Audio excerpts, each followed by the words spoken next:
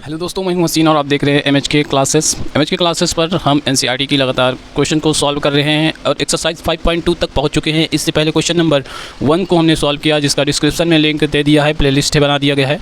उसमें से आप जाके सभी क्वेश्चंस को प्रीवियस चैप्टर को भी देख सकते हैं। वहाँ पे पॉलिनोमियल, क्वाड्रेटिक इक्वेशंस और रियल नंबर और ये अर्थमेटिक प्रोग्रेशन का भी प्लेलिस्ट वहाँ पे बना हुआ है। तो चलिए, आज की जो वीडियो है उसमें हम 5.2 का क्वेश्चन नंबर 3 सॉल्व करेंगे और इससे पहले 1 और 2 सॉल्व कर चुके हैं।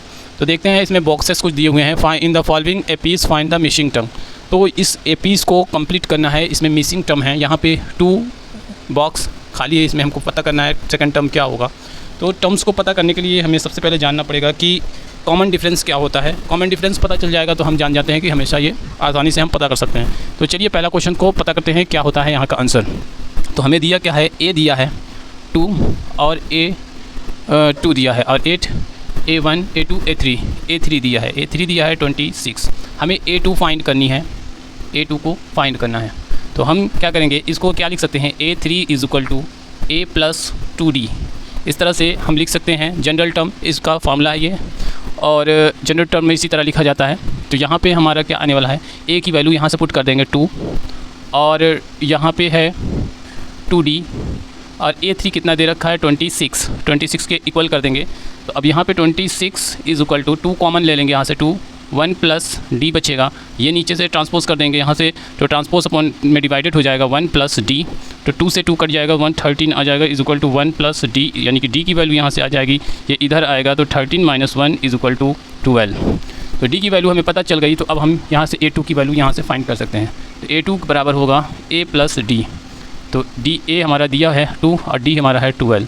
तो A की वैल्यू 2 आ जाएगी 14। तो 14 हमारा आंसर हो जाएगा। यहाँ 14 टर्म्स होगा, यानी कि सेकंड टर्म 14 होगा।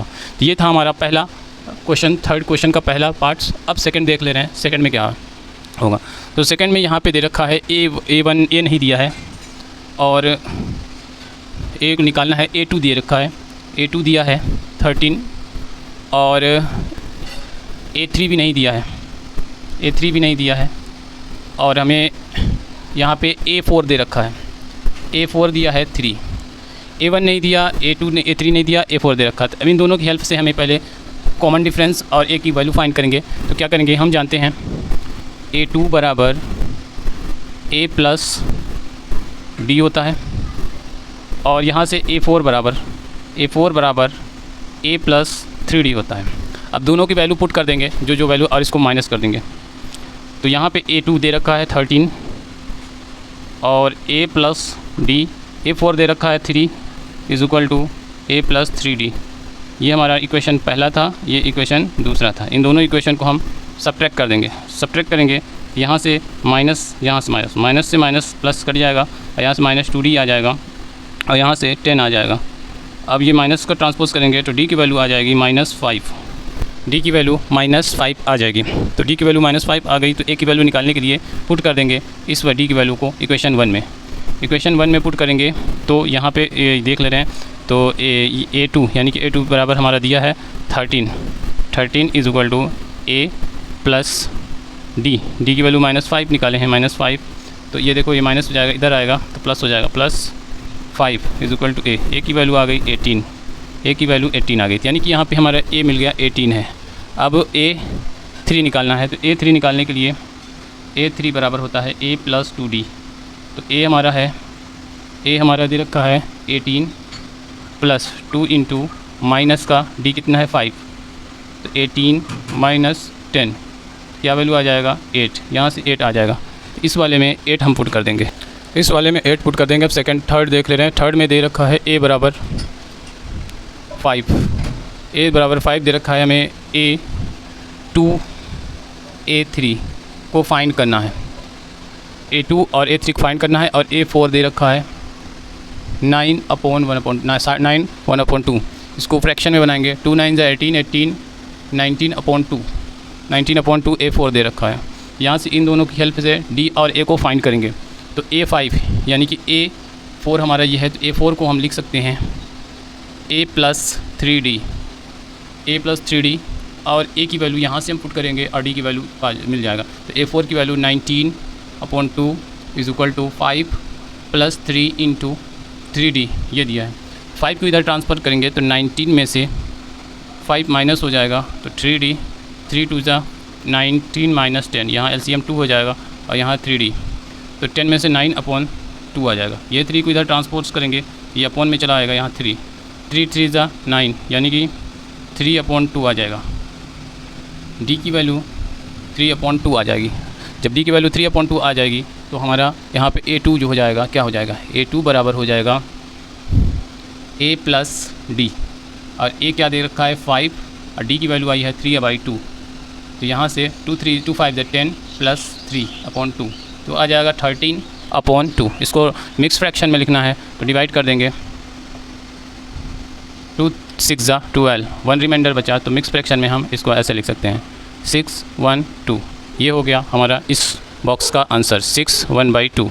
अगला जो है A3 होता है, A3 निकालना है तो A प्लस 2D, तो A की वैल्यू 5 दे रखी है प्लस 2 इंटू D की वैल्यू 3/2 आई है, D की वैल्यू 3/2 हमने फाइंड किया है जो कि यहाँ से, तो 3/2, 2 से 2 कैंसिल आउट हो गया, 5 प्लस 3 = 8, तो D की यहाँ पे भी 8 आ गई, A3 की वैल्यू 8 आ गई। तो इस तरह से क्वेश्चन नंबर 3 को भी हमने थर्ड पार्ट को भी सॉल्व कर लिया है। अब देख रहे हैं क्वेश्चन नंबर 4 का 4th पार्ट। A है यहाँ पे, A है -4।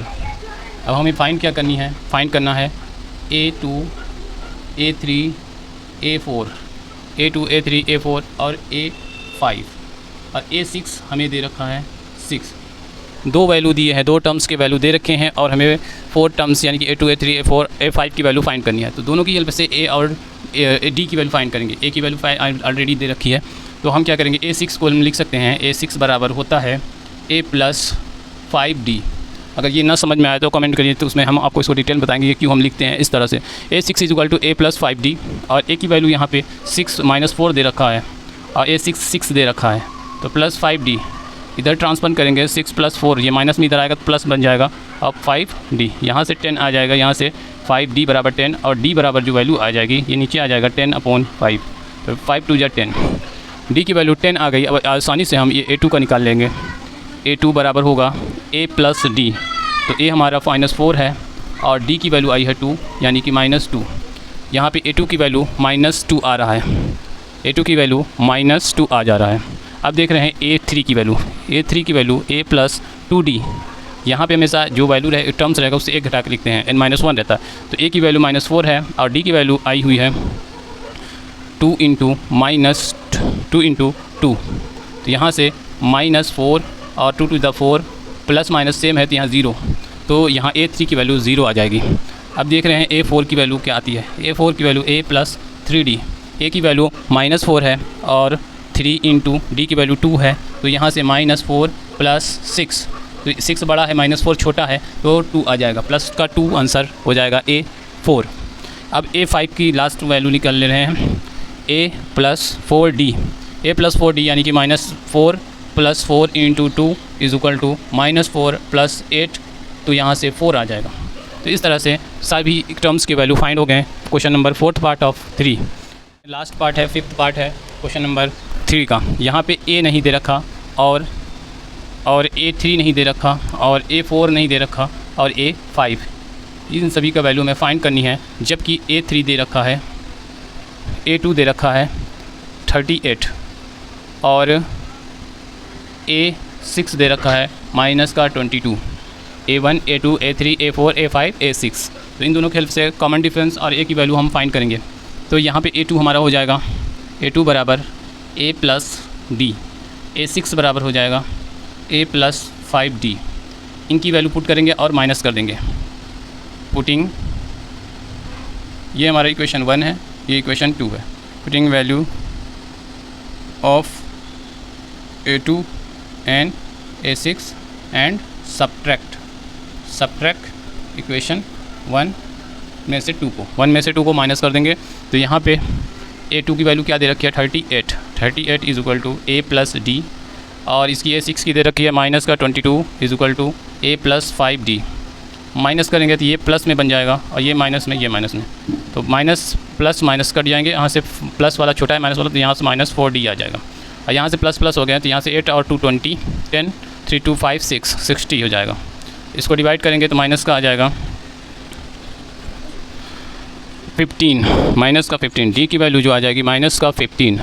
तो इस तरह डी की वैल्यू हमने फाइंड किया, कितना आ गया माइनस का 15। अब इन डी की वैल्यू और डी की वैल्यू से ए की वैल्यू फाइंड कर ले रहे हैं। ए की वैल्यू फाइंड करने के लिए इस डी की वैल्यू को पुट कर देंगे इसमें या इसमें। तो A plus minus 15 is equal to 38। ये माइनस प्लस माइनस हो जाएगा, उधर जाएगा तो 38 प्लस 15 तो क्या हो जाएगा ये 13 और 53। तो ए की वैल्यू 53 आ गई। अब हम फाइंड करेंगे ए की वैल्यू, यहाँ पुट कर देंगे 53। ए3 की वैल्यू हो जाएगी ए प्लस 2d। तो यहाँ से ए की 53 आई और 2 इंटू माइनस का 15 तो हो जाएगा 53 माइनस 15 टू या 30 तो आ जाएगा इसमें से 50 में से 30 गया तो 23। तो यहाँ पे A3 का 23 आ जाएगा। अब A4 निकाल ले रहे हैं। A4 A प्लस 3d यानी कि 53 प्लस 3 इंटू माइनस का 15 इज इक्वल टू 53 माइनस 45। यहाँ से आ जाएगा 8। यहाँ से A4 की वैल्यू आ जाएगी 8। अब A5 की लास्ट बचा है। A5 की value A plus 4d is equal to 53 plus 4 into minus का 15 इज़ इक्वल टू 53 माइनस 60। यहाँ से माइनस का 7। तो इस तरह से माइनस का 7 होगा क्वेश्चन नंबर 3 का 5th पार्ट। तो सभी क्वेश्चन के पार्ट को हमने सॉल्व किया। इसमें कोई भी डाउट हो, क्वेरी हो तो कमेंट करें।